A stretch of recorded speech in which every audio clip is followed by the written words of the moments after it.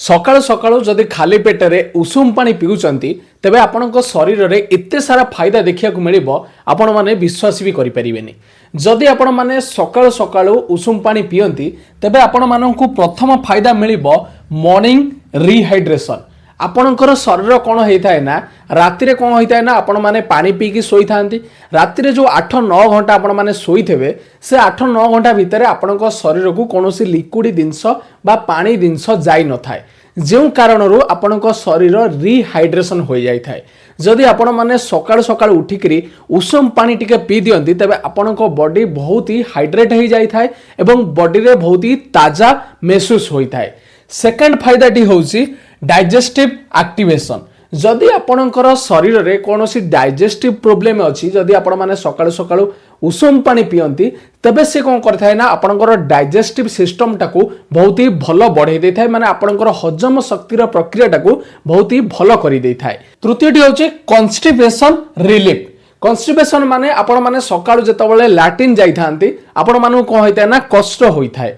से कष्टर जदि आपण माने मुक्ति पाया पे चाहउछथि तबे आपण माने सकाळो हल्का उषुम पानी ग्लास टे पियंतु देखिबे आपणकर लैट्रिन बहुत ही क्लियर होइताय एवं आपणकर हजम प्रक्रिया जेमति कहली सेकंड पॉइंट रे हजम प्रक्रिया को भी बढ़ाई देइथाय जहा द्वारा आपणकर लैट्रिन भी बहुत ही स्मूथ होइथाय। तो पॉइंट होउची नर्वस सिस्टम सपोर्ट। आपण जदि उषुम पानी सकाळ सकाळ डेली पिउचंदी तबे आपणक देहरे जते सिरा प्रसिरा रहिला जेते भी नर्वस सिस्टम अछि आपणकर सब नर्वस सिस्टम को उषुम पानी कोन करथाय ना सपोर्ट करिथाय।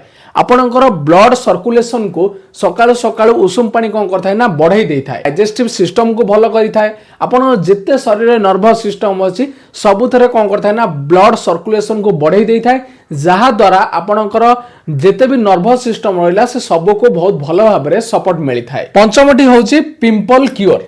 जदि आपण माने प्रत्येक दिन सकाळु उषुम पानी हल्का उषुम पानी पियंती तबे ये उषुम पानी कोन करिथाय ना आम लिवर उपरे बहुत ही इफेक्ट पकई थाए। आम पेट को परिष्कार करबा द्वारा आमर लिवर को मध्य किछि मात्रा रे डिटॉक्स करिथाय जहा द्वारा आपणक मुहरे होउथिबा पिंपल कला दाग ये सब धीरे धीरे दूर होबाकू लागि थाए एवं उषुम पानी कोन करिथाय ना आपणक शरीर को डिटॉक्स मध्य करिथाय जहा द्वारा आपणकर फेस एवं चेहरा आपणकर बॉडी सुंदर हेबा सहित आपणकर देहरु डेड स्किन बाहरिबा सहित आपणक मुहरु पिंपल हेबारु मध्य रक्षा करिथाय। जदि आपण माने सकाळु उषुम पानी पिउचंती तबे आपणकर देखिबे पिंपल समस्या धीरे धीरे गायब हेबार लागिबो एवं आपणक मुहरे जदि कोनोसी दाग कि कोनोसी चिन्ह अछि से सब भी धीरे धीरे रिमूव हेबार लागिबो। षष्ठटी होछि अनहेल्दी फैट लॉस। जदि आपणकर कोन शरीर रे अत्यधिक अनहेल्दी फैट अछि चर्बी अछि तबे आपण माने जदि प्रत्येक दिन सकाळु किछि मात्रा रे उषुम पानी पिउचंदी तबे आपणक शरीर रु किछि अनहेल्दी फैट कोन होइताय ना लॉस होइताय ऑटोमेटिकली। उषुम पानी कोन करिथाय ना आपणक पेट को जाइकरी अनहेल्दी फैट गुडा को लॉस करिथाय। तो आपण माने जदि उषुम पानी पिउचंती तबे आपणकर जो अनहेल्दी फैट अछि से सब धीरे धीरे लॉस हेबार लागि थाए एवं आपणको गोटे फिट एवं सुस्थ जीवन यापन शैली बंचिबारे हेल्प करिथाय उषुम पानी। तबे वीडियोटी को समस्त पाखु शेयर करंतु एवं एपर किछि नुवा नुवा वीडियो देखिया पई हम चैनल को सब्सक्राइब करि रखंतु। धन्यवाद।